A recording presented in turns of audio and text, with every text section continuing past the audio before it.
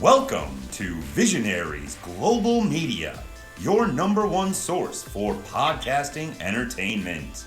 Visionaries Global Media, envisioning excellence on a global scale. Band from Ringside. Tonight on the Band from Ringside podcast, Roman comes back and lays out the Bloodline 2.0. Bron and Sami main event Raw in a 2 out of 3 falls match. We have Swerve Strickland getting forged in combat on Dynamite, and we are down to your final 4 in the G1. That and a whole bunch more tonight on the Band from Ringside podcast. Little brother was getting that work.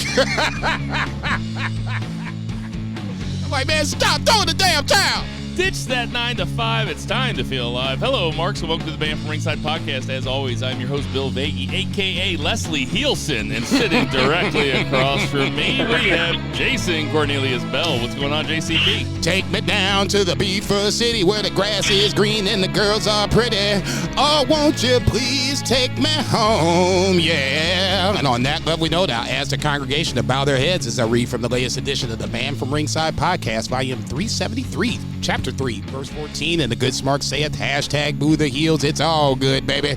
Listen, share, subscribe, repeat, the Holy Trinity of BFR. The band's back together in their usual spots. We're going to talk about a whole shit ton of wrestling this week. Kick it over to that west side. And out there in Portland, Oregon, we have Two Beer Zach Coleman. What's going on, Two Beer Zach? Beer for Western House.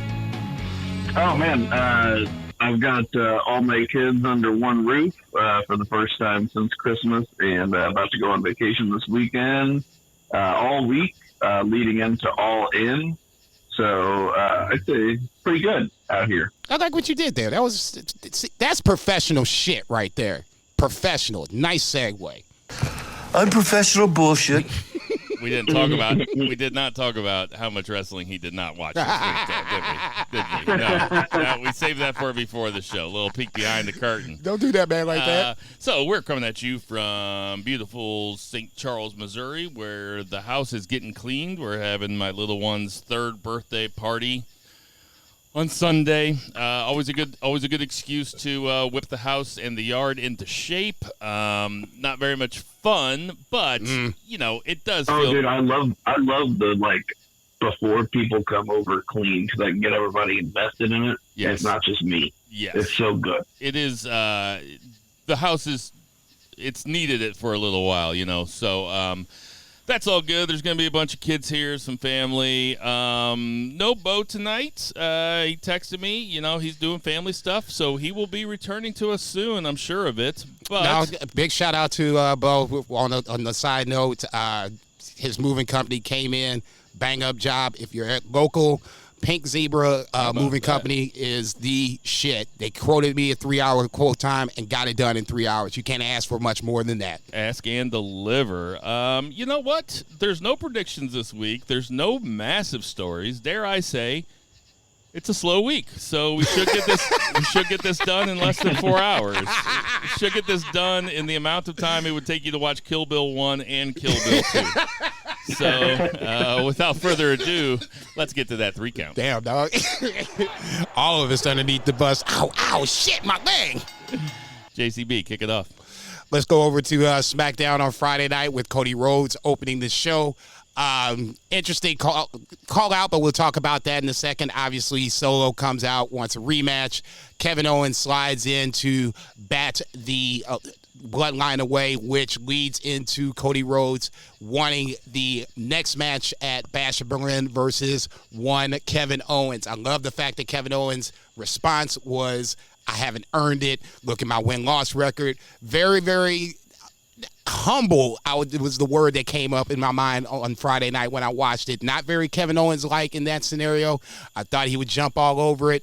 Not the case, but later on in the back, when Nick Aldis was deciding to possibly give the match to Roman Reigns, Kevin Owens was not having any of that shit. Reluctantly accepting the title match versus Cody Rhodes. So obviously the match is set. Title match at Bash of Berlin. Cody Rhodes versus your boy, Kevin Owens. What you think, baby? Well, you know, first of all, like you said, Kevin Owens is my boy. I appreciate the fact that Cody Rhodes offering Kevin Owens the match is a very babyface thing to do. Kevin Owens' reasoning for not wanting the match or saying he doesn't deserve it was very babyface. And also Agreed. Kevin Owens, when Aldis is backstage saying he's going to give it to Roman, Kevin Owens, just because Roman Reigns came back and got the huge babyface pot, that shouldn't mean anything kayfabe style to Kevin Owens.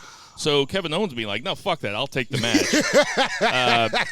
I had no problem with this. This was even aside from me just being a Kevin Owens mark, this was interesting to me. It made sense. I got zero problem with it. What do you think, Zach? Well, I thought, it was interesting. I didn't love whenever he was like, no, I don't want a title match, because I was like, that's not very KO of you. But in the back, I did like whenever Adam Pearce said he was going to give it to Roman Reigns, and he was like, no. He's like, he doesn't deserve it. He's like, I beat him. And I just remember that time where Kevin Owens had him in literal handcuffs in the last man standing match, and then, like, they couldn't get the cuffs unlocked, and the ref just, like, stopped counting. And I was like, God, WWE used to suck so bad. And, Man, it really did.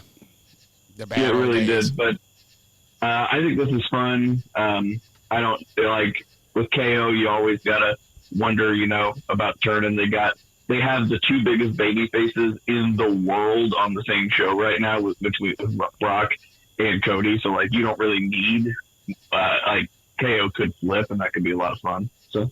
Yeah, KO flipping definitely piqued my interest. Or, they've been doing a good job with long-term storytelling. So what I presented to you guys in the text thread was, I was like, okay, how could they make this interesting? Well, they could make it interesting if the Bloodline comes out and helps KO, and KO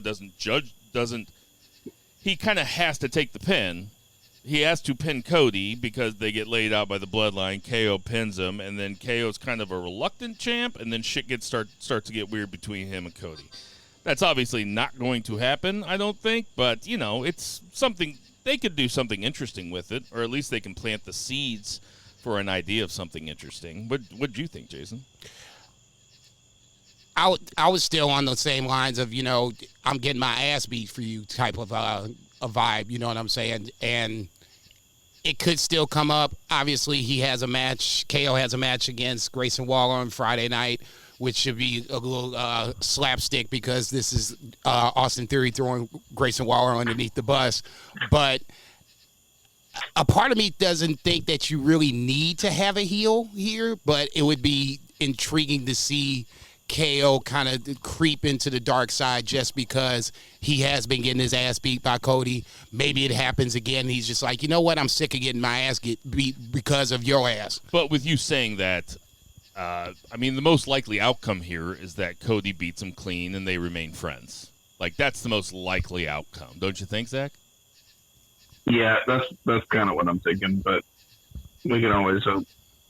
Yeah, they've been doing a great job with long-term storytelling. Triple H is cooking, baby. That's all I'm going to say. Really is. A-Town Down Under loses to the Street Profits in I guess this was a number one title, tag team title match or something like that. To see who faces DIY for the number one spot. Okay, yeah. Thank you. I was going to say that because DIY was popped up later on. Tiffany Stratton gets interrupted by Chelsea Green backstage, trying to plan Nia Jax's victory lap for next week. Still trying to see what we're doing with Chelsea Green. Tiffany Stratton obviously is going to be around Nia Jax in the title, but Chelsea Green still with a little buzz from Money in the Bank, but it's kind of dissipated a little bit. We need to get her heated back up again, because if we're going to have mid-card titles, to me, she is a shoo-in for one of the mid-card titles. Jade defeats Alba Fire, but then they get jumped. They being Jade and Bianca gets jumped by Alba Fire, Isla Dawn, and Blair Davenport. Obviously, Naomi comes out to make the save, so you have some sort of six-woman feud going on here. Don't necessarily mind Blair Davenport being with Alba Fire and Isla Dawn. It's something for her to do versus what they were doing, which was absolutely nothing. LA Knight comes out for his victory lap. He gets interrupted by Santos Escobar. that will leads into the Santos Escobar Andrade match. Carmelo makes the save for Santos, pulling him out of the way of the double knee into the side of the post or whatever, and then Escobar rolls him up with the tights for the win. So now you have Santos Escobar versus LA Knight for the first crack of LA Knight's U.S. title. I'm assuming that LA Knight's going to win this. Any thoughts on anything I've talked about, Three Beer? I think Santos Escobar is a good contender for that. I don't see LA Knight dropping it super quick, but good contender, good opponent. I feel like it elevates Santos Escobar being at a feud with LA Knight, which is kind of a funny thing to say, but it really does. Yeah, this is definitely way better for Santos Escobar because when he came out, I was like, you know what? He just doesn't seem big enough. Like, wow. The mid-card titles have been Gunther and Logan Paul for a long time. And who did Logan Paul win it off of? Oh, geez, Louise. Goddamn. Wow. I don't remember. It wasn't Austin Theory, was it? Somebody beat him for it before that happened. Was it Ricochet? Was it Ray? I think It was Rey Mysterio, I thought. Ricochet. Oh, anyway, it's been Logan Paul and Gunther for a long time. And LA Knight and Bron Breakker feel like, I was thinking about today, I was like, man, the four top men's belt holders right now are Gunther, Cody, LA Knight, and Bron Breakker. That is like pretty right on. That's like exactly where they should be. Santos Escobar seems a level below those guys, but that doesn't mean that he can't be elevated by a feud with LA Knight. He's really good. It really is like a child booked it, which is, I mean that in a good way. Like if like a kid at school is like made his favorite people champions. Yes. And that's kind of what you want. You want the fans to be behind the champs. Yep, for sure. He beat Rey Mysterio. I had to double check just so I wasn't losing my goddamn mind. Giovanni Vinci makes his return to SmackDown with an interesting vignette, almost WWE, dare I say, meets 007 kind of thing. It kind of gave me 007 vibes. I don't know what it was. I don't know if it was the cars or the skiing or just... I got a comparison that's going to knock your socks off. Go ahead. This is exactly what it is. It was Alberto Del Rio from like 2008, 2009. He was the very rich foreigner that got cool vignettes about his cool cars and shit, and he's just living the high life, and now he's getting ready to grace wrestling with his presence. I'm into it. Okay. Three beer. What do you think, Zach? I wasn't watching during whenever I've never seen Alberto Del Rio wrestle one time. So. Oh, well, Alberto Del Rio's his introduction to WWE made him seem like a super big deal. They shot him up straight to the top of the card, and he came in as like a really rich dude. Think JBL. I've only seen him. like on JBL. TNT. Yeah, very similar actually. Yeah. Okay, I didn't even think about Giovanni Vinci in that vein, but now that you say that, I can totally see that. I thought it was a cool vignette. Giovanni Vinci has talent. Now, for whatever reason, him with Imperium, he ate the pins, and then obviously Ludwig Kaiser beat him down to the point where, Wasn't his name Fabian Eichner? Yeah, at one point. That's a cool name. Could have stuck with that. I know. Neither here nor there. Like I said, I think he's got talent. It's just a matter of now, can Triple H cook his ass up and make him feel viable like he did with Ludwig Kaiser? Yeah. If that makes sense. I'm on board. DIY with the backstage vignette. RIP to Kevin Sullivan. Vignette about him. A-Town Down Under with the, well, like I said, that was the switch where Austin Theory made the match for Grayson Waller next week versus KO. And then obviously to close the show, you had one Solo Sikoa and the Bloodline getting waxed by one Roman Reigns. I'll be the first to admit it. Didn't want Roman Reigns back, but now that he's back, I'm curious to see where this Joker goes. I mean, the band feels like it's going to get back together. I feel like there's another Swerve coming up. Poor Tongaloa. He's just getting all kinds of hell, holding up the belt wrong. I mean, that motherfucker just can't do shit right. Like, we just Tell you what, it feels like we're getting warmed up for WrestleMania season is what it feels like. a little early, but yeah. I'm all right with it. No, I mean, this is going to be long-term storytelling, especially when we get to Royal Rumble season and Roman's not the champ. And you got a lot of guys that are going to be top of the guy cards. John Cena, obviously, is going to be back for the Royal Rumble. Punk, Drew. I forgot about Cena. Everybody, their mama's going to be back for next year's Royal Rumble. It's going to be a hot shit show, and I'm here for it. So how they book Roman between now and then, I guess, is the ultimate question. Obviously, Roman Reigns coming back is the big deal.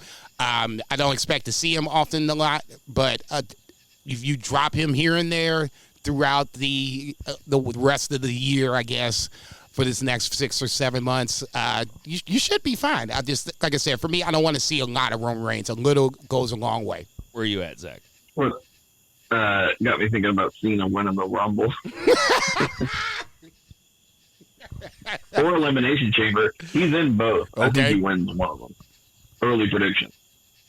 I can't disagree. Elimination Chamber sounds more about right. Rumble feels like it should go to somebody else. It's going to be the season of Cena. Oh, yeah, next year it's on. You're going to hate next year. WWE in certain points, you're going to hate it. Take me another fucking 7 years to get it out, fucking nasty taste out of my mouth. I've just recovered from it. Damn, dog. Fucking corny ass motherfucker. Let's go over to Raw before this nigga blows the gasket. Zach, you got anything to say about Roman coming back? Oh, just like I mentioned earlier, like this is two huge baby faces. Like, you don't normally get this lucky. When's the last time you've seen two baby faces this over in a wrestling company? And it was probably in the 90s. Yeah, because Rock and Austin, one of them was always heel. I mean, they never went. They were never baby. Well, they had to be baby faces at the same time. At one point, I'm sure, but just it always felt like even one was. And that would have been before the brand split too. Yeah, I was going to say it always felt like one was a tweener leaning towards heel, the other was the crowd favorite. Either way you slice or dice it, they were foils, and one played off of the other. You have that, in modern day WWE right now with multiple people. So it's going to be interesting. That's all I can say. I'm ready for Roman to come back, but like I said, you can take your time. I'm ready for Raw. Raw opens up with Rhea Ripley coming out and still being a little pissed off, but still wants some revenge on Dominic and Liv, who come out, troll Rhea for a little bit, which enters Damian Priest from behind. One big, I guess, schmage from that point on. Not necessarily a huge fan about that. To me, this is more about Rhea and Damian Priest being established as big baby faces. Never thought I would see Damian Priest as a big baby face like I do right now, but the Judgment Day rub is working for him. That leads into a Damian Priest versus Carlito match. Obviously, Damian Priest wins, but then Judgment Day does jump Damian Priest. Rhea comes out to make the save. Yada yada yada. Ivy and Maxine. You got me real distracted whenever you said entering Damian Priest from behind. But I did like the Dom, like he could have been like even slightly babyface. Where I like that thing where I used to call you mommy and now I have a girl that calls me daddy. Like that was like it got a pop, but it was definitely like heel stuff. But he could have been like, you didn't treat me well enough, and like kind of play like a babyface or like just like a punk. But he just like said the heelest shit ever, which was, now I can eat chicken tendies and play video games whenever I want. Which is the most hateable shit. Oh my god, what an incel motherfucker. It was so good. He is really doing tremendous work. I think that you could say that Rhea Ripley is the most over baby face on Raw. Totally. I think 100% she is. Yeah, like she is mega over, and Damian Priest, to a lesser extent, is also big time over, and a lot of that has to do with Dom, Finn, and Liv Morgan. You know, even JD McDonough to a certain extent. I mean, he's playing his part well. The Judgment Day are good, and look where they're at now. Rhea is a fucking massive star. Very young, too. Mm-hmm. All kinds of fucking Yeah. high hopes for her ass. Ivy now and Maxine have an interaction backstage. We'll come to that in a little bit. Wyatt Six vignette of their debut from last week.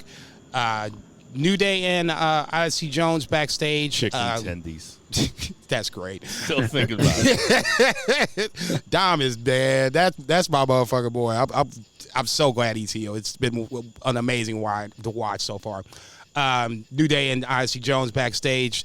Xavier Woods creeping slowly to the dark side. I'm sorry, this doesn't even make me vaguely interested. The Final Testament for me has jumped the shark weeks ago. Flipping Xavier Woods at that point would do nothing for me except for just make me want to see his ass get whooped by Kofi more. Go ahead. I want to hear what Zach says about this, but I have one more thing to say about Dom, and this is a very early prediction. Uh-oh. But Dom Mysterio is going to induct Rhea Ripley into the Hall of Fame someday. That is going to be who inducts her. I love that. I was just thinking, they're both like 27 years old, and they are this intertwined. They're going to be intertwined forever in the eyes of wrestling fans. And like, so are they Eddie in China? I don't even know. It's going to be I think it's going to be something a lot more like they're going to have huge trajectories on their career, and they're going to be old someday, and Rhea Ripley's going to go into the Hall of Fame someday, and it would make sense for Dom to induct her. I think that sounds like a really cute story to me, actually. It does. Very WWE of you, my friend. But, Zach, what do you think about the New Day stuff? Yeah, I don't care about it. I do love that, what's their name, Final Testament has two managers, and neither one of them say a fucking word. I know, man. I'm like, what is Paul Ellering doing there? And now he's got an X on his forehead. What the fuck is that? I'm like, dude, stop. Why has he got an X on his forehead? Nigga. Is there any reasoning? I'll say this. I'm in the minority with you two guys. I am into this New Day story. Show me what's going to happen. They're actually doing something with them. I was thinking about this the other day, too. What a bunch of babies the New Day have been. No, we don't want to break up. We don't want to break up. Dude, you're doing a play every week. You're in theater. You guys aren't actually breaking up. Like, they're just... Now there is some intrigue as to what's going to happen. And I was thinking, this is what I would do. Give me the pencil. Okay, here we go. I'm having Ozzy Jones and Kofi Kingston turn on Xavier Woods. Oh, that's pretty fun. And what? Just be heels? Yeah, they're heels. They get sick of his fucking attitude. I mean, Ozzy Jones touched him on his hand, and he was wiping his hand. It's like, dude, that dude can't even touch you? Right. Like, Xavier Woods is, he's pretty pissed off. But anyway, like, you know, they're giving me a story. I would like to see the New Day break up. Then Xavier Woods teams with Apollo Crews, and then they form a tag team called Showtime at the Apollos. Oh, no. Man, that's really good. That is really good. You ain't shit. And then they join up with Lashley and MVP, racist. and they call them the Hurt Business. Hey, listen, I'm not racist. They could have fucking asked Otis to be in the New Day. They could have asked anybody. Otis is holding down American or Alpha. What is it? Alpha Academy. I'm sorry. They picked another black guy, not me. You didn't have to say Showtime at the Apollo. That's all I'm saying. His name's Apollo Crews.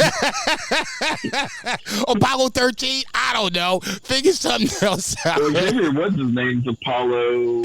What? His real name is Apollo. Oh, no. Xavier Woods' real name Is it? Apollo? Yeah. No. Yeah. You can Google it. I'll go on. I thought it was something real normal, like Austin.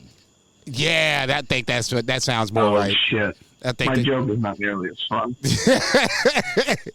Ozzy Jones with the squash match, obviously setting up more fuel for the Final Testament New Day match, which is a match now, 6-man tag next week. Once again, Austin Watson. Okay, I was about to say Apollo sounded a little off. His name is Austin Creed on the Up, Up, Down, Down. That's what made me think of it. Oh, yeah. He calls himself Austin Creed, so okay. Block. Yeah, right. Just fix that in post. Yeah. I'll fix it. Drew McIntyre confronts Jesus Christ. Adam Pearce backstage wanting to know the status of the world title match. Why is Randy Orton coming over from SmackDown getting a title match when obviously he feels that he should be the next man in line for Gunther? He says he's going to go out and take care of it himself, which obviously leads him to interrupt the Gunther and Randy Orton one-on-one promo battle. I thought this was good on both sides. Gunther playing the heel that, I think he should be playing. Randy playing the big-time babyface, talking about his family and all the things he's done. I wouldn't be surprised to see him being booed in Berlin, but time will tell. If he's not, then they're playing the roles that I think we all are accustomed to see them playing. I'm intrigued for this match. Round 2 should be good. Gunther is probably going to go over, but goddamn, I can't wait for this match. Zach? Yeah, it should be good. Yeah, I fully expect Randy Orton. I love booed in Berlin. It's like a great subtitle for something. Randy Orton's next mixtape. I'll say this about Punk and McIntyre. If they were a gallon of milk, they wouldn't be that feud wouldn't be expired yet, but the expiration date is like tomorrow. Like, it's approaching. To have McIntyre come out for Punk to pretend he's not there, and then for Punk to attack him and still go after the bracelet, it's like, I don't know, take a couple weeks off or something. It just that was. I don't know if they're like doing that. When McIntyre and Punk came out there, I was kind of disappointed because I wanted to see more Gunther and Orton. Is how I felt. That's not what I would have predicted. No, going into the that worst segment. thing that happened to that feud was that they actually had a match. It was great until they had a match, and then now it's cooled off. I mean, that's true. It is cooled off, though. You agree with that, right, Jason? Well, yeah, because we saw the physicality. Now we got to figure out, how to up the stakes again, if that is possible. Now, the only way that we're doing that, at least, in the Drew Punk scenario, is that, Punk is so obsessed with this, freaking bracelet, it doesn't even make sense. He can't see straight. So I guess we're getting round 2. It's just the when and where, and then from that point, Survivor Series is obviously coming up. From that point, I would love to see them take a break until the Rumble comes around and then, have them cross paths at that point. But now, Gunther and Orton, that was awesome. Oh, yeah. I thought that was, tremendous segment. Gunther is an amazing heel. Gunther is unbelievable. What control he has over his tone as a character. He really, really gets it. And calling Bob Orton a loser and his grandpa a loser. I was like, yep, here we go. It might seem cheap, but I believe that his character believes that. Oh, yeah, true. And the fact he gets RKO'd at the end of the segment doesn't mean anything. It's just, Randy Orton. That's why when Gunther kept saying you're predictable, I was like, that's when Randy Orton should have just RKO'd him right there. Like, he called him predictable, RKO. Boom. Yeah. Did you see that coming? No, of course not, because you still basically talking too much shit. Either way, we got what we needed in this scenario. Randy gets his comeuppance at the end of the segment, which just, like I said, I'm ready for that fucking match. American Made defeats Alpha Academy with the help of Ivy Now, finally flipping heel, turning on Maxine, distracting Alpha Academy for the win. Pete Dunne with I thought was a really good segment, talking about Sheamus and being Butch and all this other good stuff. I think Pete Dunne has kind of gotten lost in the sauce, but now kind of, resurfacing back up to the top. I know you're a Pete Dunne fan, 3 Beers a Pete Dunne fan. Any thoughts on where this Pete Dunne iteration is going? We can start with 3 Beer and you can kick it the bill from that point.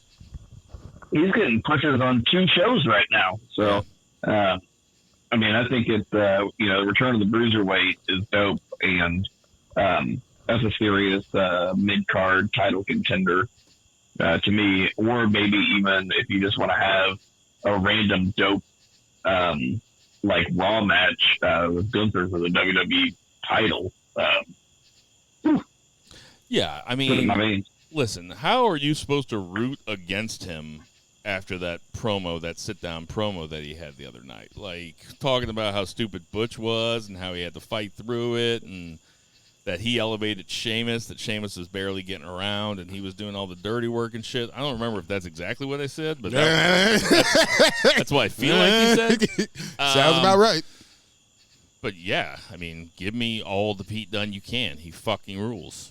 He's incredible. Yeah, I'm looking forward to see where this Pete Dunne iteration goes. You know, more Pete Dunne, the better. I'm with you on that.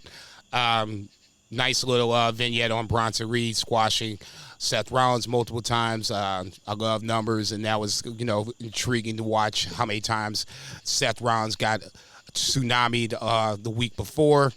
We have a name for Team Forehead. They're calling themselves Pure Fusion Collective. I like Team Forehead better. Neither here nor there. I mean, listen, Pure This Fusion, is the worst name. Pure Fusion Collective, right off the bat, gets entered into the worst team names of all time. Yes. Worse than the Viking Experience. It's up there. It's not Swerve in Our Glory, and it's not Naturally Limitless. Okay, I'll give you that. Okay, I'll give you that. Swerve in Our Glory, we need to be putting Pure Fusion Collective into that feels about right. It's not a mishmash of their names, you know? Like, fair. You know, like Naturally Limitless. Completely fair. Completely like fair. Mid-show and shit like that. Like, completely fair. So, but Pure Fusion Collective sucks. Just call yourself the Collective. Just call yourself the Collective. Something. Anything. This is bad, bad, bad. When they said it, I was just like, oh, damn. Unless fusion is like some Zoomer slang for scissoring or something. I'm sure that's not the case, but neither here nor there. Damage Control and this is why I don't bring up the podcast when I'm at work. Of course. I do not want people to know that I'm on here. No. No. Damage Control and Pure Fusion Collective, they have a match that ends in a disqualification, a total schmoz where all sides are getting attacked. I'm assuming this is going to lead into some sort of tag team title match or triple threat or something. Neither here nor there. I'm just hoping that somehow, some way, Io Sky can maneuver her way out of this and getting back to the single scene. That's just me. Next up, you have R-Truth making a match for Miz, thinking it's supposed to be against we were all Braun thinking Breaker. it. He said it. A lot of guys named Bron. Yeah, and unfortunately, this is not Braun Breaker. It is Bronson Reed. Miz goes out and handles him as best he could, but ultimately gets overwhelmed by Bronson Reed for the loss, and then Bronson Reed attacks R-Truth post-match. R-Truth better be gone longer than Seth Rollins is all I'm saying. Oh, yeah. Yeah. R-Truth caught that work on Monday night to the point where it felt like I felt more sympathy for R-Truth than I did for Seth Rollins. I'll go that far. Well, I'll go as far as to say, let's just get R-Truth off TV for a little while. Damn, dog. Professional wrestler applying this trade. That's some shit. Yeah. What do you think, Zach? Oh, man. Bronson Reed is about to be a big baby face if he keeps the shit up. People love watching him do this. If he, the right way to do it when they chant one more time is not to do it. That's the heel shit. I'm just saying. Sheamus. That'll get you heat, but, man, he is over his shit. Like, Jumping Seth Rollins did him wonders of good. Okay, not sure why. I guess it's because it's Seth Rollins, but once they had him jump Seth, he's went into a different stratosphere. Now they waiting for him to jump on somebody else. Fucking 3-minute warning.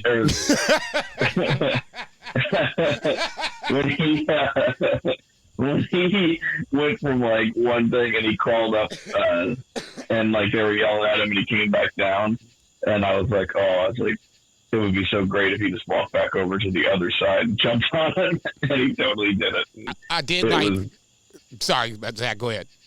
Oh, that's it. I was just saying it was great. I did like Jamie Noble, like trying to be like, don't do it. And then like at the very end, he's like diving for his life. I thought that was about as realistic as it could possibly get. You knew he was jumping Noble's on out this motherfucker. there. Noble will take a bump. Noble's out there. Oh yeah, for sure. But it just, to me, it felt like, as much as this was scripted, Jamie Noble took one step out of the box and was like, I'm going to wait until the very end and then, dive out of the way for my own protection to make it feel more realistic. So I think kudos to obviously Bronson Reed. Finally he's getting a little bit of love. But I thought the others around him, Miz, R-Truth, Jamie Noble, all helped in making Bronson Reed look like the menace that he should be, if that makes sense. Yeah, I'm with it. Sheamus, Ludwig Kaiser, beef backstage, gets interrupted by the aforementioned Pete Dunne. Pete Dunne jumps Sheamus. Ludwig Kaiser kind of gives him the, go ahead, player, that's all you. I love heels. Heels be like, oh, you kicking his ass? Psh, bet. Yeah, go ahead and do your thing. I'll catch him next week. I'm glad that Ludwig Kaiser's still hanging around Sheamus, though. Yeah, I think somehow, some way, we need to get more of a Sheamus rub onto Ludwig Kaiser so he can go on to hopefully bigger and better things in the mid-card. Obviously, Punk backstage still looking for Drew McIntyre. We've already talked about that. Miz gets squashed by Bronson Reed. Talked about that. Then obviously the main event for the Intercontinental Championship. Best 2 out of 3 falls. Sami Zayn versus Braun Breaker. Sami wins the first match. Braun wins the second match. Both kind of quick. I guess I didn't look at how much time was left on Raw. There wasn't very much time left. Okay, so that's why I was like, damn, this is happening kind of fast. But the third fall, I thought, made up for the first 2. I actually thought that Braun Breaker was just going to win the first 2 when I saw how little time was left. I was like, oh, it's not even going to go 3 falls. Like, did you watch it live? I didn't watch it live, but I didn't know what was happening. I didn't know what was going to happen. Zach, what'd you think? Yeah, same. I kind of assumed they'd just book it to have him win 2 just because, but they're going to be in fine, time for, Braun to move on and face some new challengers and for Sami to move on, maybe form up and wrestle for the tag belts with KO. Yeah, I mean, that Bloodline stuff's coming up with Sami pretty soon, and I think that's where he's going. No, I was about to say, him and Jay beat Judgment Day a couple of weeks ago, so, I mean, to me, KO's going to be tied up. Or Jay. Yeah, KO's going to be champ. Yeah. He's calling his shot. I want you better hold on to that. You was fucking with me about Mariah May and no, I feel good about the Dom inducting Rhea though. That's pretty good. That's like a 20-year. It's like a 20-year guarantee. This is your new Brodus Clay. That's my Stone Cold Lead Pipe lock of the decade. Next decade. The Bloodline's going to come out. Bloodline's going to come out. There's going to be a whole bunch of interference. Cody's still going to overcome it, but then Triple H is going to come out and lay out Cody and hand KO the belt. I remember watching that live. That buddy. I was like, awesome. What? KO was like, I mean, the legend on that is that KO didn't know it was happening either. If you go back and see the look on his face, it's as surprised as surprise gets. I don't know how true that is, but, No, KO has said that. I would bite on that motherfucking hook. I'm sorry. The look on his face was instantaneous, like, what? Give me this belt. Yeah. I'm up. So that's it for the one count for WWE style. Obviously, we'll be talking about more things next week leading to Bash of Berlin, but we do have one match. Obviously, more coming up. I'm excited for this next week Bash of Berlin? Predictions? Next week, I don't think so. This is a good pod. I'd have to check. 1, 2, 3. Unprofessional bullshit. Yeah. 2 beer. What's the 2 count? You got me there. It's the week after All In. Okay, see? That's professional bullshit. 2 count is some AEW. As usual, Rampage was skippable, and I know that because I skipped it, and I'm still alive, and my heart's still beating. See, look at red heart, red blood into my American cock, and I'm just fine. Wow. That took a strange turn. That made me want to salute. I don't even know what that Fuck shit him, means. JF. But also, like, Collision mostly skippable as well. It's interesting because, you know, we're 2 weeks from All In, and it just feels like Collision is very separated from that event. It is useful in getting folks television time, you know, and kind of maybe generating some new, if not stars, then at least like some star power, some talent, and getting people TV time. But, you know, it's like Darby Allin and Hologram versus Premier Athletes. Like, out of all of those people, there's one that's going to be on All In, and he's not. None of those other people are even tangentially related to the person that he's wrestling at All In. So, Yeah, it's kind of like the theme. yeah. I mean, Collision is just okay every week. It is not the number one show, and it's clearly not the number one show. The one thing that really stuck out to me from Collision is, like, the Outrunners are basically like a Mandela effect FTR. Like, they were standing across from each other, and I was like, are these guys the same tag team from a different dimension? Stop. And I think I like the Outrunners more. Outrunners like video thing is really cool. Like they Yeah, the are 80s like they're a thing. throwback. Yeah. Yeah, they're a throwback. They are a throwback. They're just a little bit bigger. Yeah, it totally gave me all the 85. I mean, they can't wrestle as well, but I mean, there's that too. But, But if they start talking about how much they love professional wrestling, especially AEW and their daughter, Yeah. then if he's one of gonna them have a has a hard time daughter telling and them starts apart. bringing it up, yeah, Stop. I thought Collision was fine. Prince Nana's going to eat her blueberries. Right? I was about to say, taking pictures over the I crib. shouldn't say shit like that. That sounded fucking dirty. I mean, it's on tape, man. It sounded criminal. I'll take it out. was. I'll take it out in post. It was. Prince Nana Before they're right. I say they broke into that man's house. That's why Hangman running around here acting all funky right now. I thought Collision was good, actually. I mean, if you just look at the matches, Deonna Purrazzo and Thunder Rosa, I thought was a good Texas Bull Rope match. Obviously, Ishii and Swerve in the middle of that bad boy. Anybody with Ishii is going to have a good match, and then you put him across the AEW champion. I thought that was a solid match, too. So, I mean, those two matches were good. Cardio having a nice little vignette. It's good to see him, getting a little love. It was a skippable, probably, but if you watch just the matches were good. Yeah, and that tends to be the theme, and like that's kind of generally speaking, kind of how it is. Like it's not a poorly booked show. It just doesn't seem to build a whole lot. Dynamite is clearly the show that they want you to watch in order to build the pay-per-views. It's Thursday Night Thunder. Ouch. Yeah, but with better wrestling. Yeah, with better wrestling. I mean, Swerve versus Ishii never happened on Thursday Night Thunder. I mean, that's pretty fucking great. Zach's boys made another appearance, MXM. They were backstage with Top Flight. Might have been leaning a little too hard into it. I think I like the subtle stuff a little bit better, but I'm not going to critique them from week to week. I'm into the act. Zach. I'm with you there. I thought it was... I was kind of a little embarrassed watching. It was a little much this week. I was just like, all right, we need to reel it back like 2 or 3 notches. I like the Jack Perry vignette on Collision, talking about when he was destroying all the televisions of former TNT champions. I thought that was solid. I mean, in kind, the Darby vignette on Dynamite talking about Jack Perry was really good, too. Sure. So they're building up this match. I'm going to make a prediction that Jack Perry is going to induct Darby. No, I'm kidding. I'll say, you better calm down with all that, calling your shots 20 years down the line shit. But, yeah, and then, sorry, go ahead, Zach.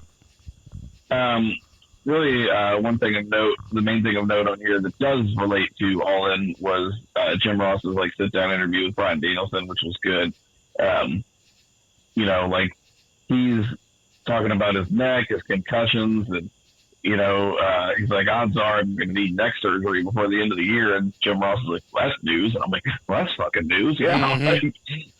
This has been a weird build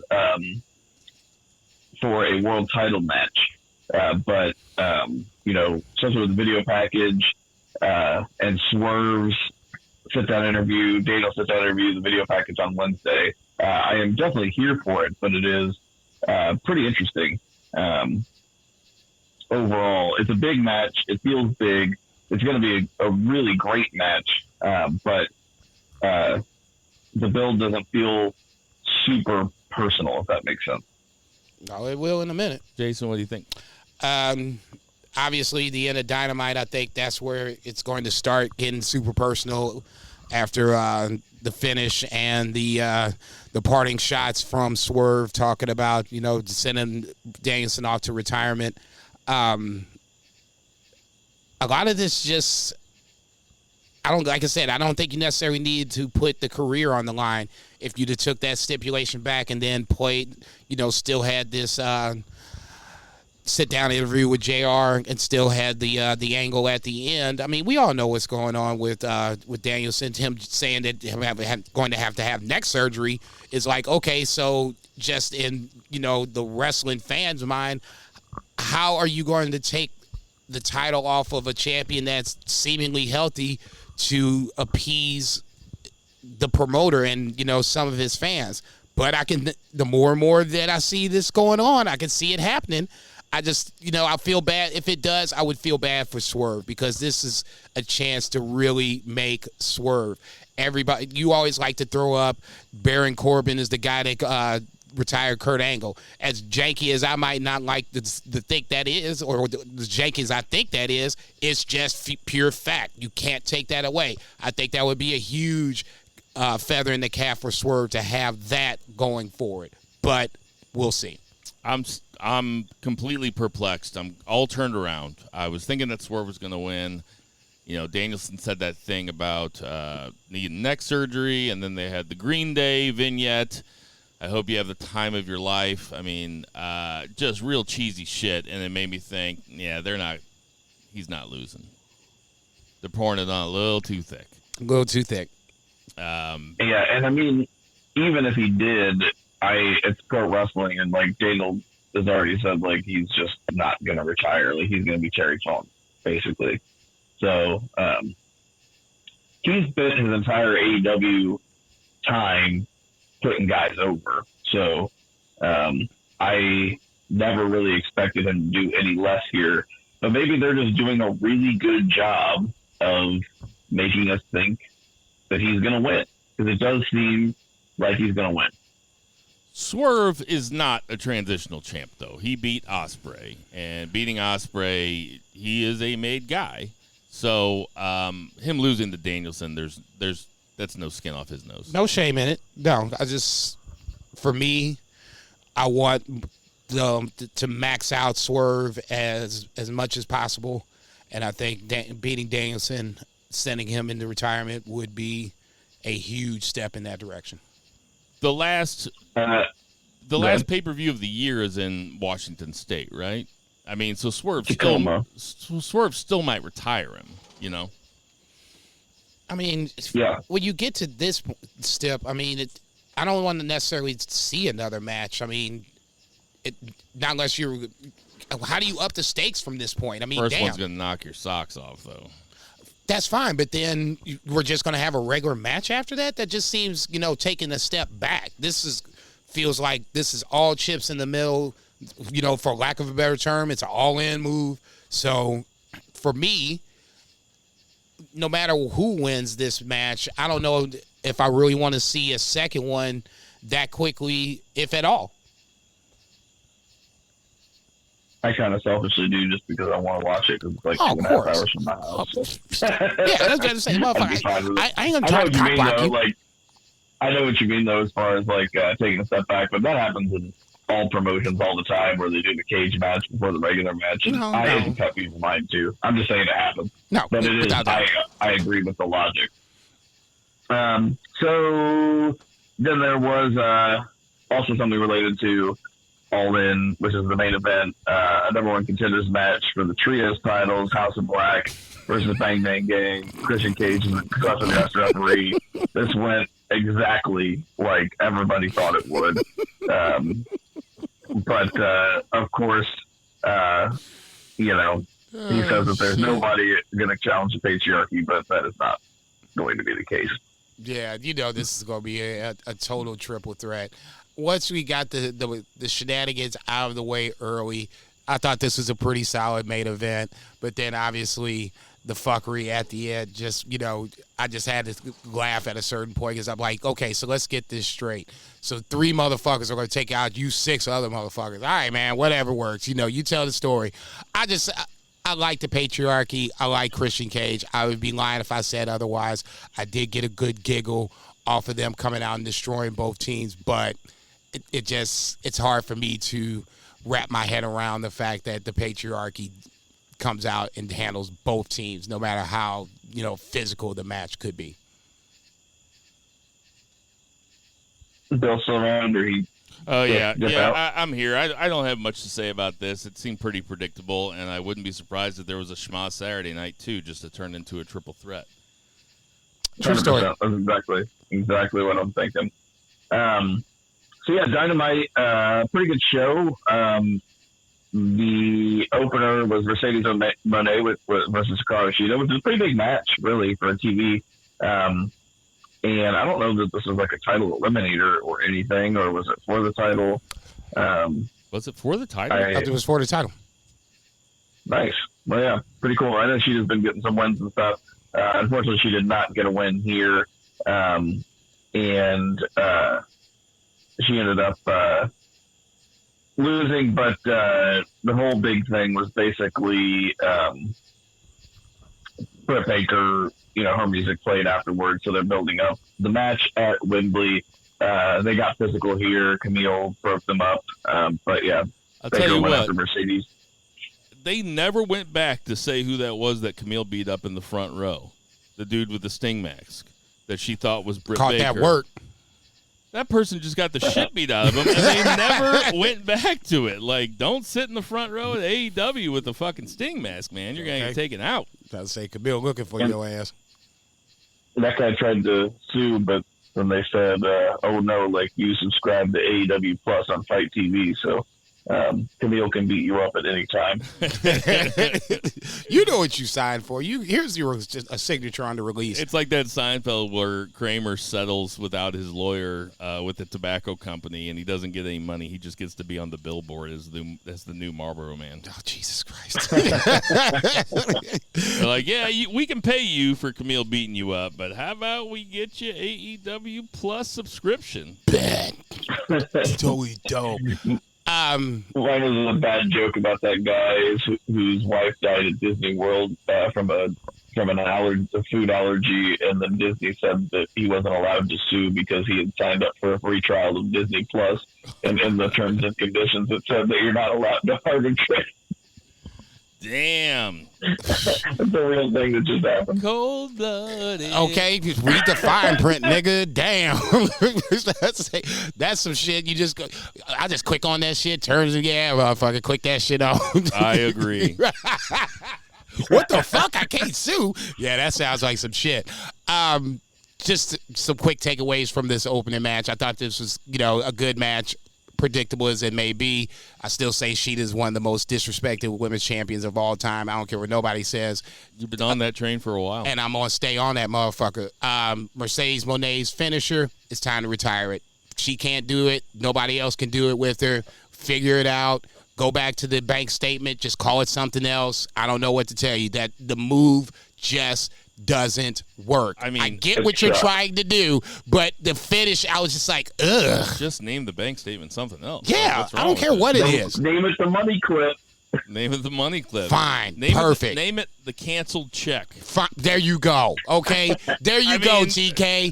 Give me a couple minutes. I'll come up with some more. That's what I'm saying. 2 good ass ideas. The safe deposit box. All right. There you go. 3 good ass ideas. That move is the worst finishing move I've seen in a hot minute because nobody can do it the way you think it should be done. Time to retire that motherfucker. Britt coming out, fine. That is what it is. I agree with 3 Beer of a lot of this. The builds for a lot of these matches, minus MJF and Ospreay and Swerve and Danielson, I'll give you that. I'll concede you that. The rest of the builds, I can do without those. The matches I expect to be good. The builds, not so much. Yeah, well, welcome to AEW. I mean, they have some really good builds, but I mean, even when they don't have good builds, the matches always deliver. The pay-per-views always deliver. I expect Mercedes and Britt to deliver. When an AEW pay-per-view is not at least a B, you're kind of like, man, what the fuck? You know? That's fair. Yeah. Adam Page beat the shit out of Jay Lethal, and I don't just mean in kayfabe, but I feel like he really beat the shit out of Jay Lethal. Like, a pretty brutal clothesline here, Death Valley Driver. The ref was like checking on him both times. That's pretty rough. 9-minute squash match. He beat the shit out of him. Damn shame. Page is pissed. Yeah, Lethal got like 5 topes in a row, and after that it was just Page doing moves on him like he was his little brother. Yeah. Pretty much. Damn shame for Jay Lethal, but it is what it is. But I will agree with what you said. The bigger story is Hangman Page just running roughshot. Professional wrestler, plying his trade. God damn it, I'm sick of that shit. I'm getting it over. Pac backstage. Finally. Saying he's got a guaranteed, he's the number one contender for the American Championship. And, basically saying he can't get it at Wembley, so he'll take it in Chicago. Same arena that he beat Kenny Omega in. He'll beat either MJF or Will Ospreay. So, good promo here. Yeah, I thought it was awesome. Making a lot of sense. He is another guy that understands his character completely and inhabits it, and the guy can wrestle too. Unfortunately, right now, he is the odd man out. I heard something interesting on a podcast this week. Yes, there are other wrestling podcasts. There's like one or two. But, Unprofessional bullshit. Is this a spot for like Ricochet to come? Is Ricochet available to show up in AEW? His contract, he could show up anytime. I was going to say, I'm sure him at Wembley. You expect Ricochet at Wembley, or All Out? Can we get Kenny Omega?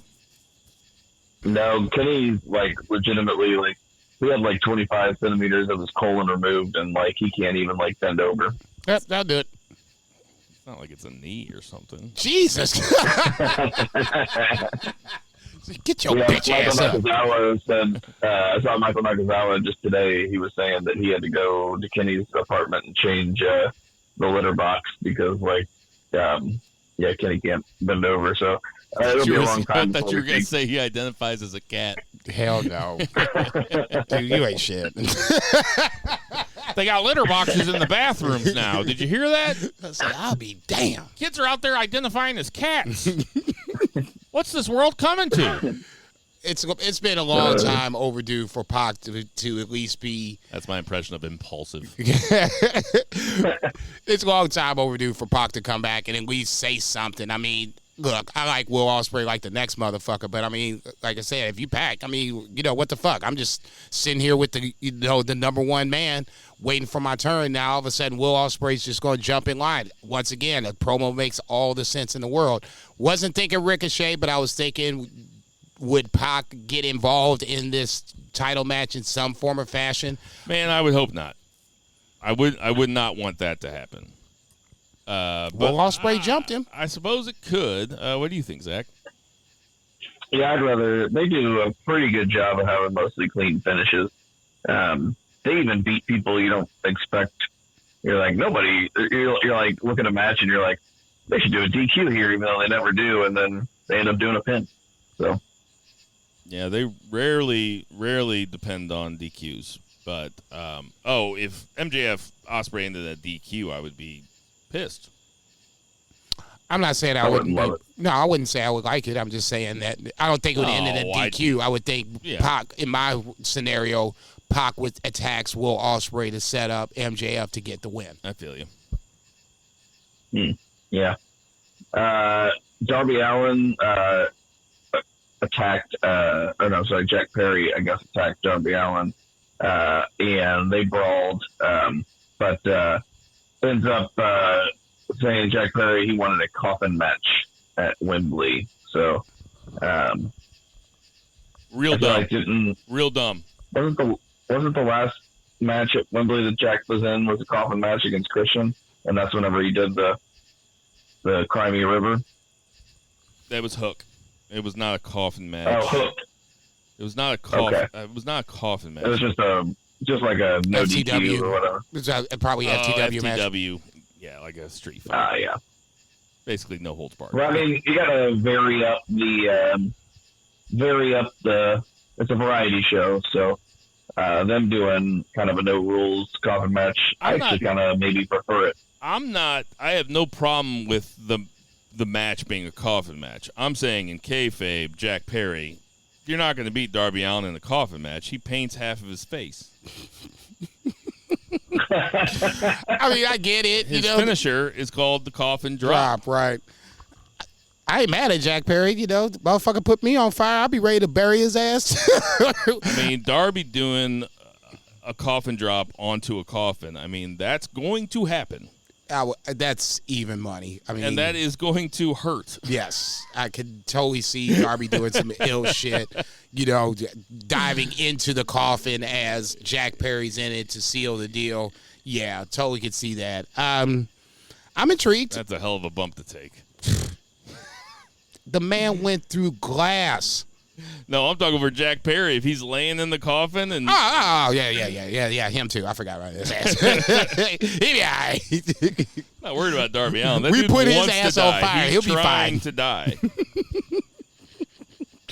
So he'll be all Darby right. Allin's gonna get hit by a lorry. Yeah. Darby Allin's dream opponent is New Jack. Oh my God. They smoked crack together before and after the match. New Jack just tossing him off scaffolding. Right. He's fine. Don't worry about him. He's moving. Fucking. Amanda Shirakawa is back on TV, and basically she just said she hopes nobody gets seriously hurt here. She hasn't talked to Mariah or Tony. I fully expect her to be at Wembley, maybe even having a bit of something to do with the match, or at least being outside watching. Oh, I think that she's going to help Mariah May win. You just don't drop her in now at this point, and she's not going to side with Tony Storm. Right. Exactly. I think this was a tell. Yeah. And, that's fine. I mean, Tony shouldn't be getting beat clean. Well, I shouldn't say that. Actually, I would prefer that. But if you want to go the fuckery route, that's okay too. Bill Veggie special with Kyle O'Reilly, Orange Cassidy, and Roderick Strong. Pretty fun triple threat match. Man, Roderick Strong has to throw the hardest chops of a small guy I've ever seen. He got a Napoleon complex. He also got out of the ring and pretended to look under the ring for a table, and he went to all four sides before finally giving up, which was just fantastic heel stuff. Really loved that. But this was fun, and I was like, Kyle O'Reilly hasn't really done much since his return. Roddy, he held a belt recently. His buddies, Taven and Bennett, they currently hold belts. OC is OC. I was like, maybe Kyle O'Reilly will win this one. But nope. It was Orange Cassidy again. Can't believe I can believe that Orange Cassidy won, and he's going to be the number one entry into the whatever it's called. Casino Gauntlet match. Casino Gauntlet, yeah. Which is supposed to be an advantage. Which makes no sense. It makes sense because it can be over. Because the first pin, whenever there's only two people in there. Oh, they're doing it. They're doing it like that. I'm thinking a gauntlet match, Cassidy is the first guy in. Somebody comes in, he beats, fill in the blank, and then he moves on. Right. That's why I'm like, that doesn't. No, being the number one in that scenario, being the number one guy doesn't make sense. In the AEW realm, it makes total sense. But it still should have been Kyle O'Reilly. I really like that style of match. It is kind of funny because I'm like, how many dudes do you have in reserve?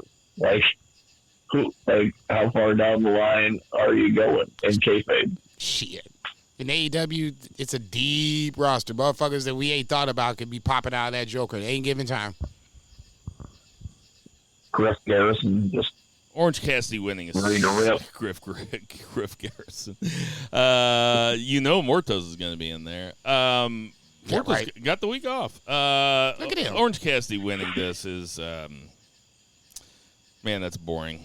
I thought Kyle O'Reilly was going to flip on him. That's what I was kind of waiting for. It just feels like it's even with the faux pin before that when Kyle, accidentally swept Orange Cassidy's legs or whatever the case may be. I thought that, you could easily make that as a scenario where it wasn't an accident and Kyle's flipping heel. I was waiting for him to, get pissed off post-match, didn't get pissed off. So I was like, okay, this is a slow-ass burn, boy. It feels like Xavier Woods on the AEW side. I'm waiting for it to happen. It still ain't happened. It still ain't happening. I'm like, would you just flip and be done with it? Damn. Man, Kyle O'Reilly's just, he has been treading water for a very, very long time going back to NXT. He was treading water so bad he tried putting on a fedora as a life preserver. Nigga, Didn't stop. work. Well, he was about to roll it down his arm like Fred Astaire. Like the dude on I Think You Can Leave. I'm not supposed to get grease on this hat. The guy at the store said I'm not supposed to get grease on this hat. I'll be right back. All right, we had Okada backstage with Claudio and Renee, and Okada talking about he's the greatest tournament wrestler around, 4-time G1 winner. He says, "Good luck, bitch." And Claudio then saying he's like, I want that Okada. I don't want the bootleg version. He's like, I'm going to bring my best. Since you'll have 99 problems, Okada, this bitch ain't one, which is pretty good.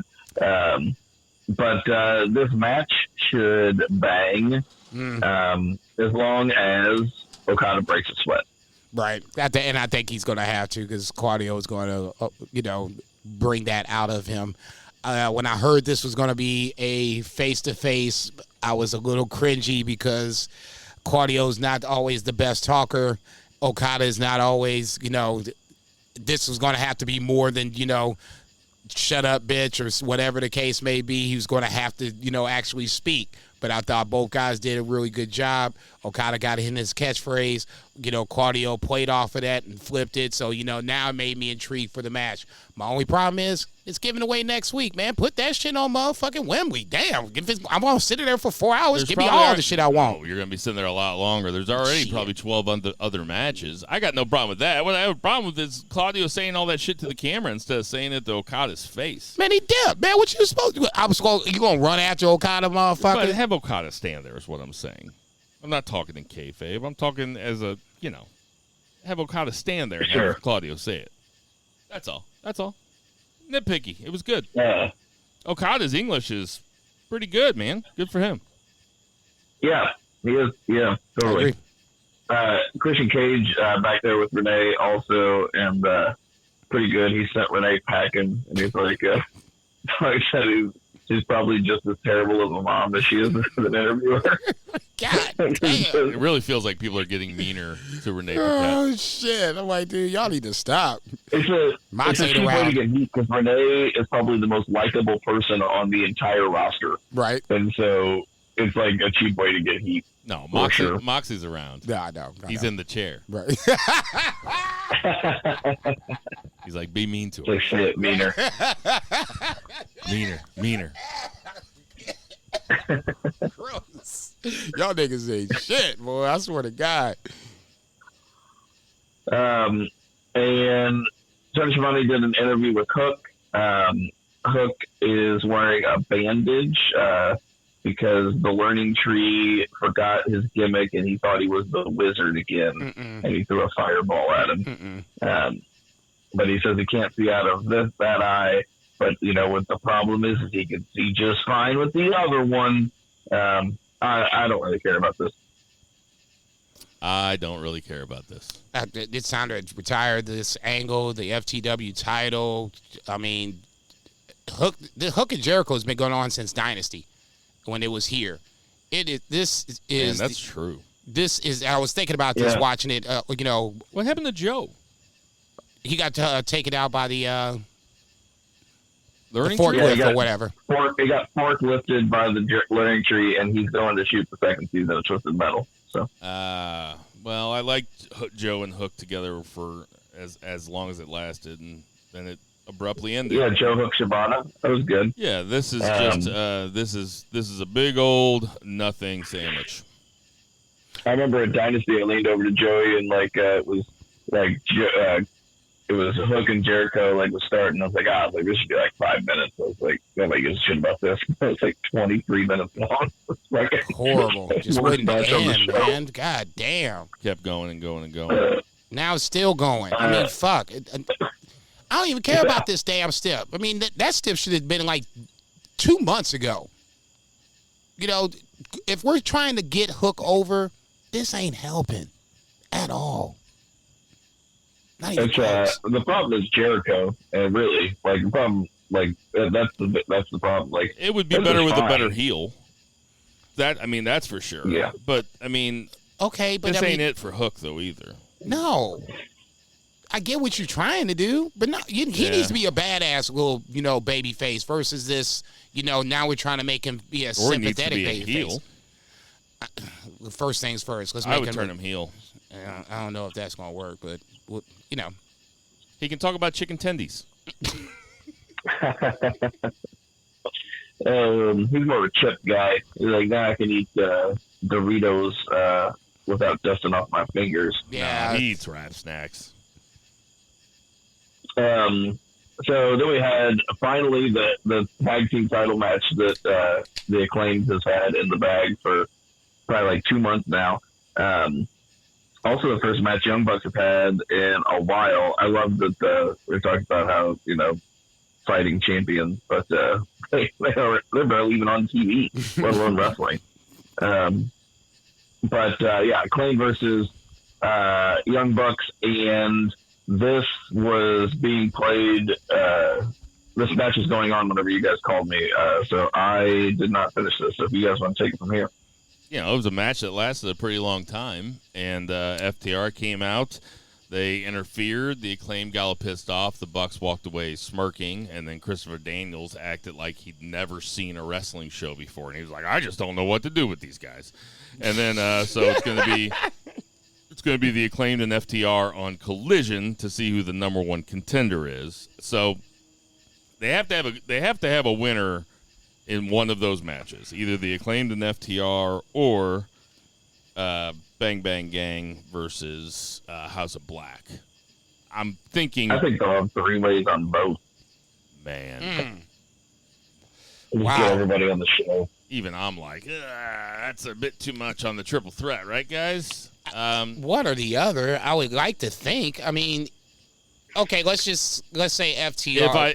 If I could choose, I would choose the tag team, because 9 guys in the match is too many. I was just going to say that feels about right. I as much as I don't want to see 2 triple threats, if you got to give me one, FTR, Acclaimed, Bucks sounds like the shit. Old Party Match Pullman's over there, like 9 people. That's like the baseline for a party match, man. Can we get 15? I say there could be another team over here. Party match time. I say we could build a second ring. It's okay. Don't worry about that shit. No, I agree with you. Triple threat tag team, fine. Somewhere, somehow, this Bang Bang Scissor Gang, House of Black has to have a winner. There's no scissors left. It's just the Bang Bang Gang. Did I say Bang Bang Scissor Gang? See, you did. There you go. You got him on the brain. It's just... You got the Bang Bang Scissor Gang brain. No, they just, You love it. It's PTSD, man. Shit. It's like how Vietnam vets can't hear helicopters. Right. It shouldn't have been the Scissor Gang. Damn. What's next? Oh, yeah. So Zach missed this part, too. So we had... debate event. Wheeler Yuta versus Swerve Strickland. This also went on really late. They didn't do a commercial for the last half hour of Dynamite. I'm guessing somebody is paying a lot of money for that. But they stuck with it. Yuta Swerve. Bryan Danielson is sitting front row, and he's cheering on Yuta, man. He is cheering him on. And Swerve's kind of having his way with Wheeler Yuta, and then Swerve cuts a promo on Bryan Danielson. Bryan Danielson enters the ring, and Swerve puts him down. What do you think about this, Jason? This was the warm-up match that Swerve was talking about, and it kind of played out as such. Wheeler Yuta trying to use his Forged in Combat Blackpool Combat Club moves, just getting outmaneuvered by Swerve, I thought was one of the telling points in the match. Out wrestling Yuta is one thing. I think, out wrestling Danielson would be something totally different. I don't think you would see that, but that's the story for me, was being told that no matter what Wheeler Yuta was trying to do, Swerve was a step, 2 steps, 3 steps ahead in certain points. The multiple house call kicks to Yuta obviously was to dig underneath Danielson's skin to get him into the ring. And then obviously the sneak attack after the fact feels like they're trying to position Swerve as the heel going into Wembley, which ain't going to be that hard to do. If you wanted to do it, this was a good start to do it. Kicking Danielson from behind, is a heel move. Swerve ain't too far from, being a heel. 2 steps to the right. This was really heel. Oh, yeah, for sure. This is a heel move, and that to me makes me think that there is going to be more to come. The shit talking up the ramp, it's all heel shit. I'm here for it. Swerve is naturally a heel. And settling in as the heel against Bryan Danielson in a title versus career match just makes sense. Yep. It's the same reason that they did the American Championship thing with MJF. It's because it's going to play really well in Wembley. Oh yeah, it will definitely draw a reaction. Yeah. So, all right, that's AEW. We will obviously have predictions next week for All In. Is there anything else that either one of you want to mention? No. Rumors, innuendo. Okay, let's get to that 3 count. 1, 2, 3. All right, so we had 3 full nights of G1 and then 2 quarterfinal matches last week. What I'm going to do here, we're going to do Block A and Block B. We're just going to talk about the tournament, the main part of the G1, and then we'll get to the semis later. But we'll talk about it in a more general sense. But Zack Sabre Jr. wins Block A with 14 points. The only match that he's had since we last talked was against Sonata. A very good match, but Zack Sabre Jr. is your Block A winner. Grade his G1 so far, Jason. Shit. Hey, honest. You've seen you've seen what you need to see from Zack Sabre Jr. being the dominant person that he claims to be, that he's being booked as now, overall points leader. So if you want to play he's the number 1 overall seed, fine, let's go with that. That to me is where ZSJ should have been months ago. We're here now. Obviously, he's going into the semifinals. We'll talk about his opponent here in a little bit. But for me, Zack Sabre Jr. has done nothing that I haven't even thought he should have been doing. This is perfect. Zach Pullman Sr., what do you think about Zack Sabre Jr.? Yeah. I'd agree with Jason. I'd give him A-. I loved it. I don't think it really could have been any better. I guess there was no really one, that was the best match of the tournament with Zack Sabre Jr., but he was awesome. So, yeah. Him and Gabe Kidd was, I finally saw that. Yeah, that was the real deal, Woo! huh? Woo! Really good. Shingo ends up in the semis with 10 points. Give me a grade, Zach. Oh, man, Shingo has been great. I'd say he had an A- tournament, too. Didn't win as many matches, but as far as his matches themselves, quality-wise, they were up there with the best of the best in the A block, which was a pretty stacked block talent-wise. Jason, what do you think? Well, I'm obviously just happy that Shingo got into the top 3, to be perfectly honest. My stance on Shingo has always been, he's the forgotten pandemic champion, or one of them. I'll give him a B+ for the overall tournament.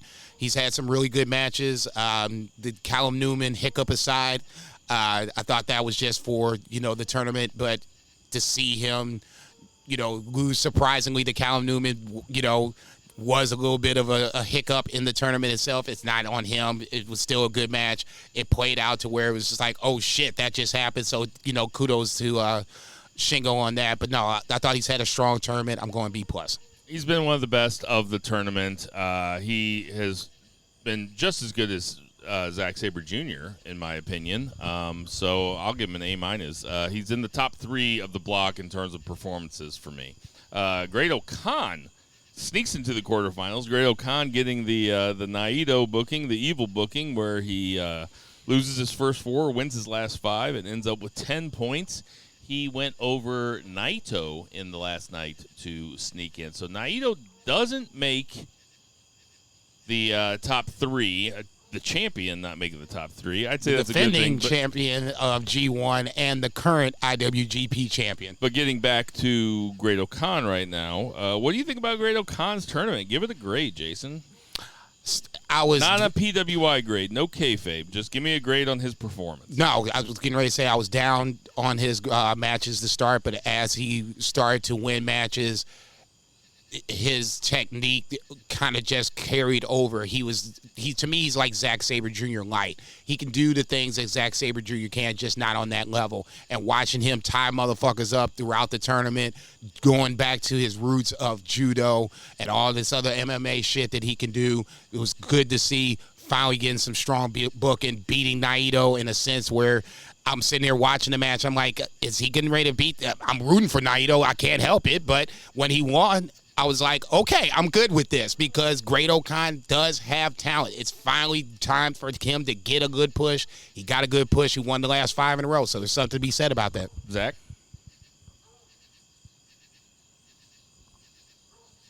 Zach Pullman? He's dead. I muted. I'm so sorry. I was trying to be polite. Go ahead. And I took a piss like 2 minutes ago, and didn't want you to have to hear that. We'll cut it out in post. Yes, he's had a good, some good mat wrestling. Total sleeper hit here as far as in kayfabe. Like, really did not expect him to come into his own so much, and it would have busted my block wide open to have him in the final 3. But yeah. He's been pretty fun to watch. Nothing special, but he's on the eyesore. Yeah, he's okay. Sometimes he has really good matches. I think he is a guy who's very dependent upon his opponent. He has to have a game opponent, but not necessarily somebody that's like flippy. So Shingo was a really great opponent for him. They had a really good. They had a really good match the other night. But so next up we have Evil, who won his first 5, lost his first 4, loses to Great-O-Khan. He is out. Well, I'll just say this about Evil. I thought the beginning of the tournament was really good, and the end of the tournament was really bad, and I'm glad he didn't make it to the top 3. Jason? Yeah, I watched that Shingo match. That was as House of Torture gets. I was totally surprised Shingo ended up winning that bad boy. I'm totally surprised Evil and someone else didn't advance to the quarterfinals. So I'll hold off on that. Yeah, ultimately, especially coming out so quick, but this is the G1. I should have seen that coming, especially when he came out in that with 5 straight wins. He was going to hit a pothole. It's just there was a bunch of potholes in the way, which is perfect. Evil has a claim. He beat Naito, so Naito will have a match against Evil, I'm sure.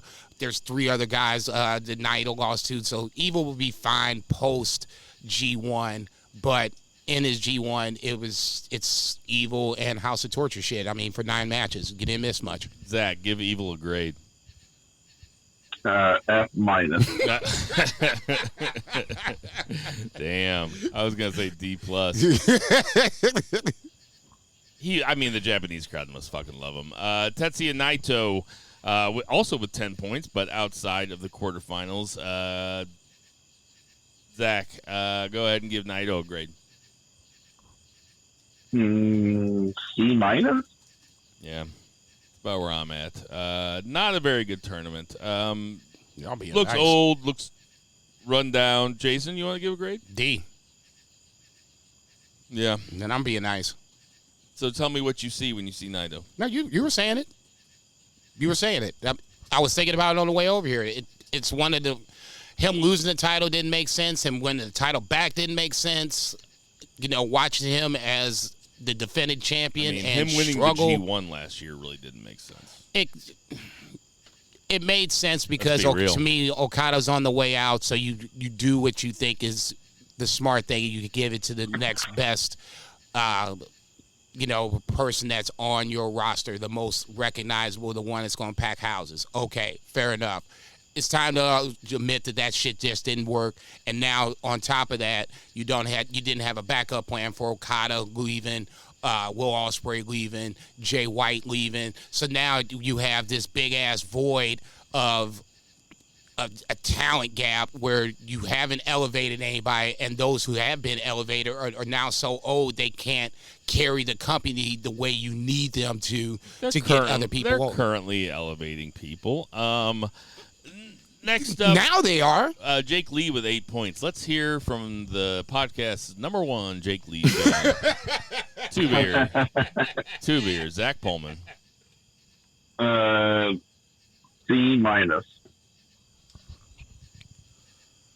Jason. I'll tend to agree with that. I like Jake Lee, but I like mean, the Shingo match. I like the Shingo match. I like the Gabe Kidd match.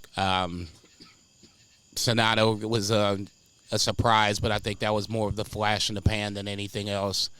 I thought him and Shota was good together. Just not what I expected, I guess, from Jake Lee. I liked his Noah matches a lot more. This I don't know, something was off. Just shows you how good Kento Miyahara is. He can have dope matches with him. Okay. Listen, Jake Lee was a C. I think with what you see with Jake Lee is what you're going to get. That's probably his ceiling is pretty good, you know. Sonata. Oh, sorry, I just fell asleep when I thought of him. He ends up with 8 points. Last night, he loses to Zack Sabre Jr. It was a pretty good match. Jason, why'd you give Sonata a grade? You ain't shit, nigga. Damn. Sonata's up and down, and even post losing the title, pre-losing the title, this felt like the usual Sonata. Okay, when is he going to slip on the banana peel kind of moments? C+. Yeah, he had a couple fucking really good matches towards the end. The Shingo match was fucking awesome, and the Zack Sabre Jr. match was really good the other night, too. So, Gabe Kidd, that dude, with 8 points. Gabe Kidd the other night lost his final match against, or no, he beat Callum Newman. That's right, it was in the curtain jerker. We'll give him a grade. Hey, I'll say if Takeshita wasn't around, he's my MVP. He's done it basically everything that I could ask for him, and done commentary in a way that made me giggle when I listen to commentary, and that's always a good fucking sign. Gabe Kidd is the truth. Hopefully he gets a push that is non-New Japan strong title related. He is also my Block A MVP. I would give him an A also. He is getting himself over, and that guy is fucking the truth. He's a madman. Zach, what do you give him? Yeah, I agree. He gets an A for sure. Shota Umino is next with 8 points. Shota Umino, the man who was barely there. There's not really a single Shota match that sticks out in my head from this entire tournament. He beat Evil the last night in what was truly one of the worst matches I've ever seen in my life. I like the him and Zack Sabre Jr. I thought was a solid match. I really think that whatever was hurting him really started to act up towards the end of the tournament. You could see him grimacing more and more as matches went on. That's not a fault on him. That shit happens. He was obviously hurt coming into the tournament. I will give him all the credit in the world for gutting this out and making it through without dropping out. I'll give him a B. Wow, Zach. Shota? Yeah.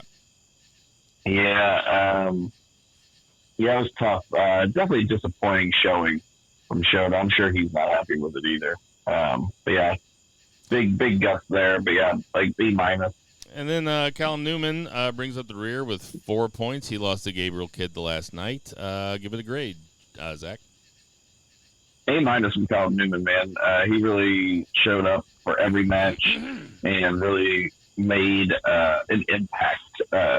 Really made a name for himself in this tournament. Wow. What do you give it, Jason? Like Callum Newman, but not like Bolton Oleg more.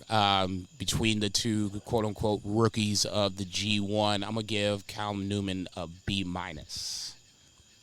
Yeah, I mean, listen, he didn't get a whole lot of time. He was there to take pins. He's 20 years old or 21 years old.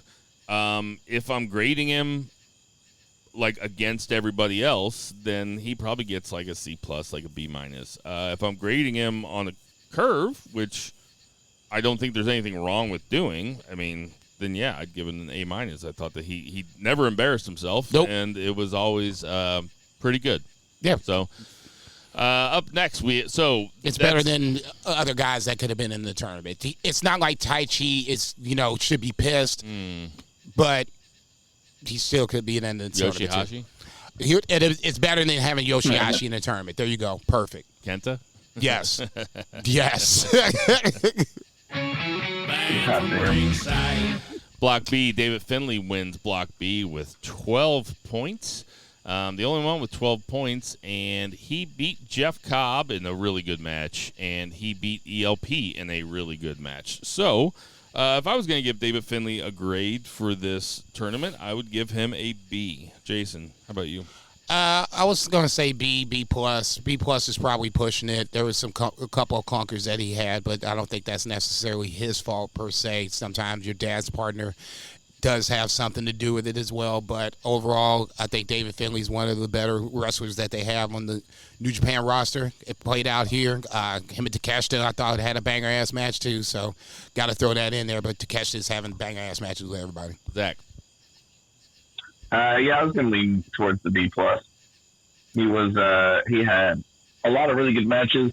He came off like a star, and not a whole lot of terrible fuckery, even though he's Bullet Club. So Takeshita makes it in with 10 points. They gave me a sweat there at the end. I was rooting for him pretty hard. He loses to Oleg Boltin, and then he has to beat Ren Narita in truly a nail-biter for me. I did not want Ren Narita to win this match. I totally thought he was going to win. Jason, give him a grade. He's the MVP. This is A++, scale breaker type shit. All I can think is when he goes back to AEW, there needs to be something for him. I don't know what it is, but it needs to be towards the top of this card. I am sorry. There is no reason in the world for Takeshita to be, muddled in the Don Callis family. He needs to either be the star of the Don Callis family or be a star on his own. He had so many good matches in this fucking tournament. Happy that he made it to the quarterfinals. He's the MVP of the tournament. Like I said, A+. Zach? Yep, MVP of the whole damn thing. Yeah, A+ all day. Man, I really did not want him to lose to Narita. I thought they were going to do it when he lost to Boltin Oleg, I thought that's when he was out. Fuck. God, that was close. Yota Tsuji makes it into the quarterfinals with 10 points.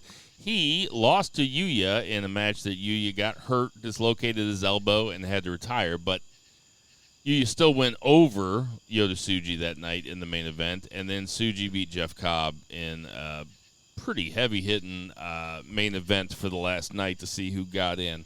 Gotta admit, when Cobb got pinned, I was a little disappointed. But getting back to Yota Tsuji, I'd give him a B.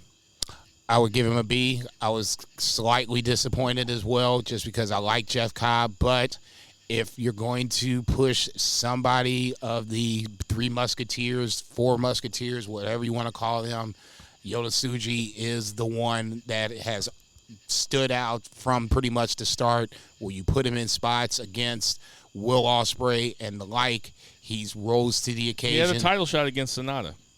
So in that scenario, and that came out of nowhere, nobody knew what to expect, and all of a sudden, 10 minutes in, I'm like, this motherfucker might actually win the title. I mean, he had me so.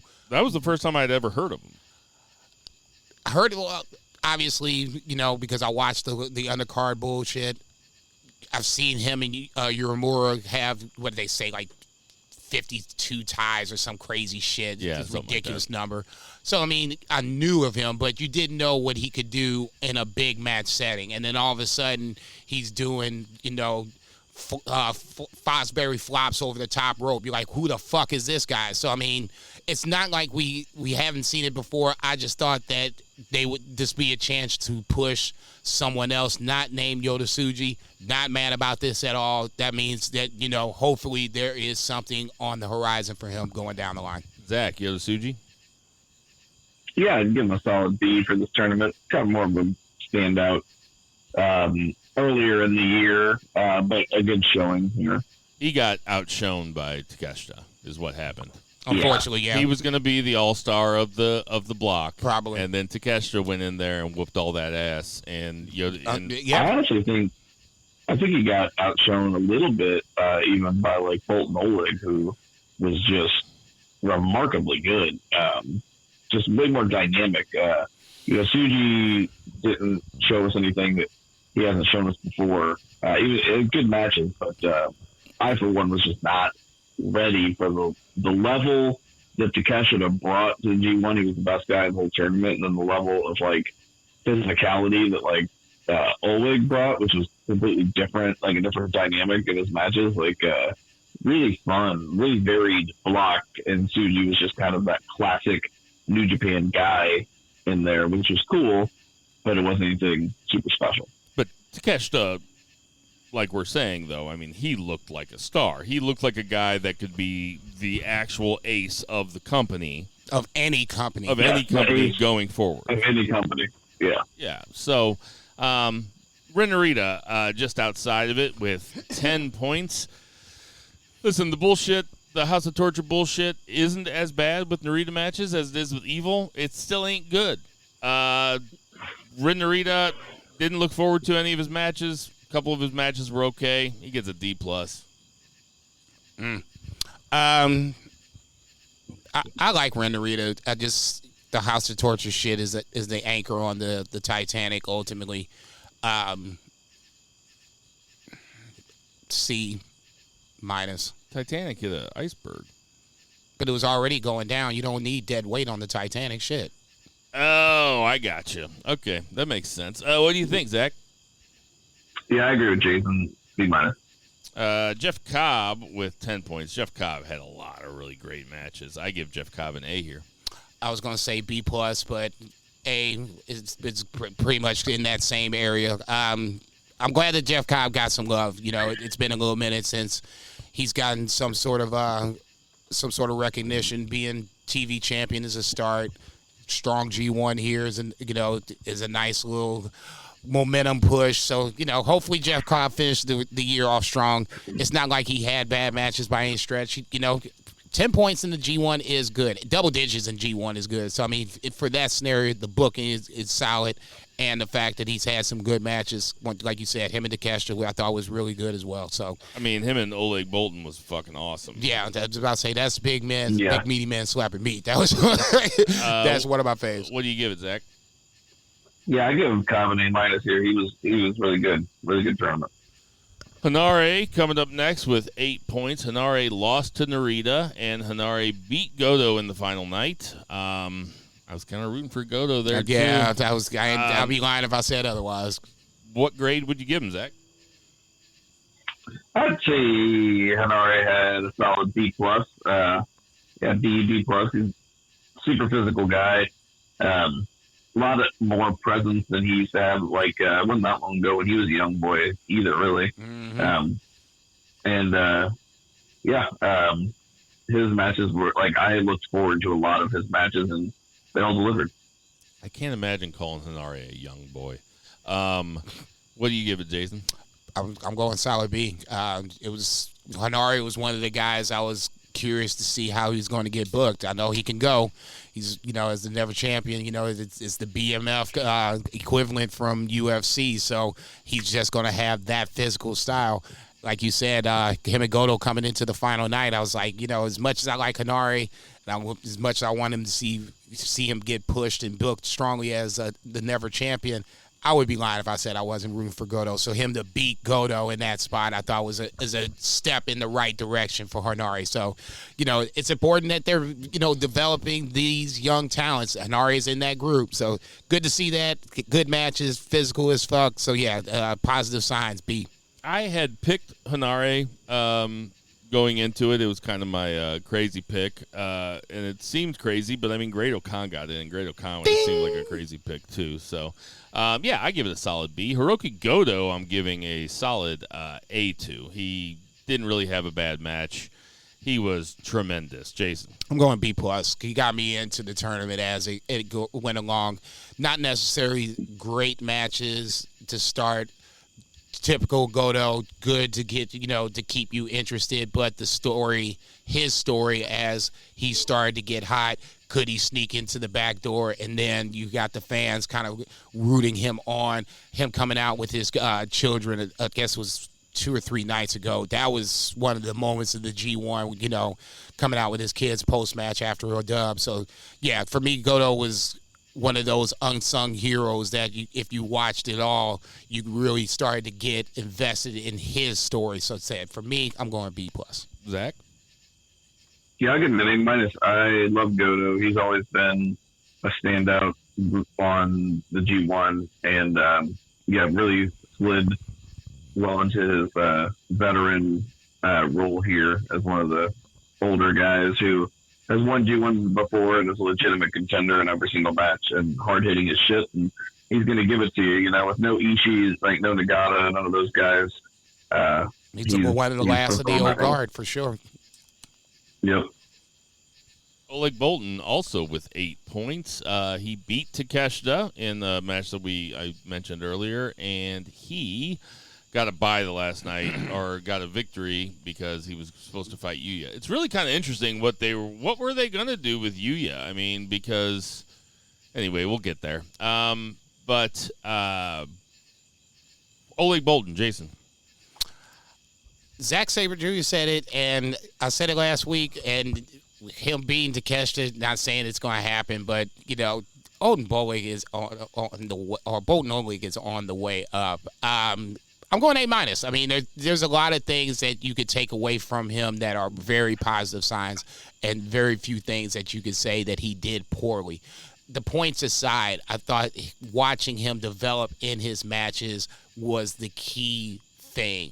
Him getting 8 points is great, but him being more of a complete young Brock Lesnar, that's what I keep thinking when I see him wrestle. He can do a lot of things that a young Brock Lesnar could. You keep him on this track and you keep him signed, he could be a future world champion. I'm putting that out there.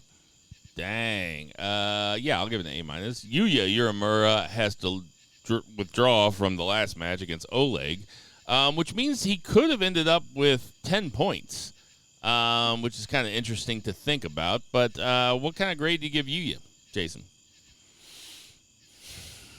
B. Zach? Solid.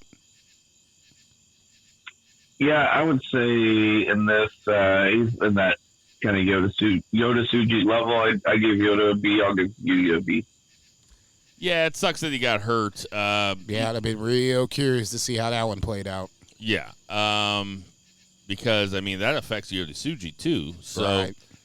But anyway, I'll give him a B. He started off really good. He was really great. Kind of fell back to the pack towards the end. And then finally we got El Phantasmo with 6 points. Zach, did El Phantasmo have your match of the tournament with Takeshita? That is 100% my favorite match. Absolutely, yeah. Jason? Yeah. Takeshita Goto I thought was solid too. Really, really good. But ELP did the things that I was kind of waiting for him to do as a heavyweight. Now that he's solo dolo, you got the best ELP, one of the best ELP matches I think I've ever seen with him and Takeshita. So yeah, it's Takeshita is going to be the common denominator when it comes to matches. Was ELP coming into the tournament with the whole sad boy shtick? Was that a good move or a bad move? I think it depends on who you ask. He comes in as as a sympathetic babyface, but then his matches kind of felt a little slow to start. But then once the matches got going, ELP kind of got you into the matches with his athleticism or whatever the case may be. What grade? C. Oh. C+, fine. A minus. No, I don't like the whole weepy baby. Just, come on, man. He had a really good match against Goto. He had a really good match against Finley too. ELP was doing. If we're talking matches, I'll go B. There you go. Fair. Zach? Yeah, I'll give him probably a B plus, A minus. Just that he had other good matches, but that Takeshita match was they were just doing shit that nobody could touch them in that match. They were great. They were the best wrestlers in the world that night. Man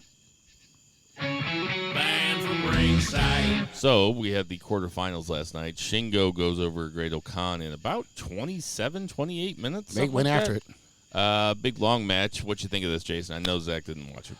No, kind of expecting Shingo to win. Glad that he did, but Great Khan did have a good account, held himself well, took a little bit of a Shingo's arm with him, leaving Shingo a little dinged up going forward to one Zack Sabre Jr. That's not a good sign going forward to that match. So something to look forward to going into the semifinals. But I thought this was a good show on both sides. This was in the loss. Great Khan looks good. Zach Pullman, is there any chance that Shingo goes over Zack Sabre Jr.? Yeah, I would say that there is a chance. I give it a 1 in 3 chance. That's a little higher than I would do it. I would say it's like a 1 in 6. It is G1. I won't say never.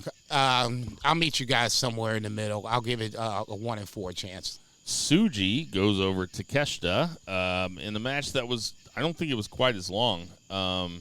No, but they got after it. Tsuji goes over. So, Jason, we're going to have Yota Tsuji versus David Finlay in the finals. First of all, what you think of the match, and who do you think is going to win the finals? This, to me, was one of the, I guess, the match that made me, reminded me how good Yota Tsuji is, and not on the level of Takeshita, but given time, given seasoning, I can see him being the IWGP champion a year from now, or whatever the case may be. I thought this was a really good match. Not on the level of ELP Takeshita, but maybe a notch, 2 notches down. I still think David Finlay is going to beat Takeshita. I'm sorry, Takeshita. I still think he's going to beat Yota Tsuji. I don't want that to happen. I want you to. Now I'm at the point where I want Yota Tsuji to get that push. Just move him up to the fucking card, strap a rocket up his ass, and let him just go. And let's just figure out what the fuck happens when we get him up there. But I expect David Finlay to beat Yota Tsuji, unfortunately. Zach, who do you think's going to win? Yeah, I feel like Finlay is probably going to the finals. He's just Ghetto's guy right now, and that's really the main reason. But I think that he was Ghetto's guy before, and then all of a sudden, he's losing to Nick Nemeth. I would be shocked if David Finlay beat Yota Tsuji. I would not be. I'll be shocked. I mean, I'm surprised. I'm really surprised to hear both of you guys say that, because to me, Yota Tsuji is a bigger deal, and he's Japanese, and I think that Zack Sabre Jr. is going to beat Shingo. So Zack Sabre Jr. versus David Finlay in the G1 finals. That's what I had to begin with. I'm not saying it because that was my pick. David Finlay's kind of scuffled a little bit. This is the time to get him back on track. And I've always said Yota Tsuji has the New Japan Cup to fall back on. ZSJ. Yeah, but timing is everything. I'm Now's not the time disagreeing for with Yota Tsuji. I'm not disagreeing with you. What do you think, Zach? Yeah, I love the G1 because of this shit. But I still think at the end of the day, it's Zach all the way, so it doesn't matter. I mean, it just seems like a bigger. I mean, getting to the finals is a big deal, and I feel a lot surer of Yota Tsuji than I do of Zack Sabre Jr. Whoa. Say that again? I think there's a better chance that Shingo beats Sabre Jr. than Finlay beats Tsuji. I just can't see Finlay winning this match. Man, maybe I. So you got Shingo. No. I have Zach versus Tsuji. No, but just from what you just said right there, you feel that Shingo beats ZSJ. You think Yota Tsuji beats Finlay. So you have a Shingo Yota Tsuji LIJ final. No, what I'm saying is there is a better chance in my mind that Tsuji beats Finlay. You're basically saying what I'm saying. Zach, do you agree with that? You disagree with that, don't you? I don't disagree. I can see it happening either way. I can see any of that happening with those four guys, really. Well, next week we'll be talking about it. Pretty exciting. Whatever matches it ends up being, I'm going to want to watch. Yeah, that's going to say the Final Four is a solid Final Four. It's got a little bit of everything. Former champions, young guys, potential young guys, current champions, Bullet Club leader. Yeah, so no problem with this. I'm looking forward to the weekend starting on Saturday night or Saturday morning. Man from Ringside. I don't know what there is to say about NXT if there's anything to say. You didn't watch it either, did you? No, I didn't get a chance. There's nothing really. Joe Hendry came out to talk to Ethan Page. Wesley came out and kicked Joe Hendry. I'll do it. Doesn't look like Trick is done with Pete Dunne. Pete Dunne's also not done with Wesley. Like, he was talking tons of shit to Wesley. Pete Dunne had a segment backstage and a segment up front. He had a segment backstage about Trick Williams and a segment up front with Wesley. So Pete Dunne is all over that shit. But Good anyway, for Pete, Obafemi beat Otis, which was... I heard that was a solid match. It was a solid match. Chase U became tag team titles holders. Ridge Holland and Andre Chase beat Nathan Fraser and Axiom. Ridge Holland won the titles. Okay, interesting. Yep. Ridge Holland. So that's your NXT recap. Man from Ringside. I thought that nigga was going to flip heel. Hey, everybody, we got some birthdays this week. Big Bill, 37 years old. Cedric Alexander, 35 years old. Saraya is 32. Lillian Garcia is 58. Lillian Garcia, call me. Come find me. She I always had a thing for Lillian Garcia. Velveteen Dream is 29. What? He's 29. Byron Saxton is 43. Gunther is 37. Nathan Jones. You remember Nathan Jones? I saw a video on him. I think Kurt Angle was throwing him and Brock and somebody else around. It was weird. I should have put it on Friends of BFR. He was in a tag match with Undertaker at WrestleMania 1 year. He was also just in Furiosa at Mad Max Saga. Look at you. So he is 55. Trent Seven, we hardly knew ye, 43. Stop. Eve is 40, and Eric, I think his name is Roe with War Machine, but he is 40. Hey, everybody, we know there's tons of podcasts to listen to, so we appreciate you guys listening to our podcast. For Tender Mahal, Check. for Murray the Murray Man Murray, Check. for Lucha Chris, for Check. Patriot Paz, Check. for Brett Jagger, Check. for Bo Vice Geisman, Check. For Two Beers, Zach Pullman, Check. for Jason Cornelius. Get you out, bitches. I am Bill Vagey. Check. Black Lives Matter. Check. Support your local weed dealers. Check. Support your local restaurants. Double check. Free Palestine. Triple check. Give your parents a call. Check. And never, ever forget, you got to boo the heels. Boo! Shut up, bitches.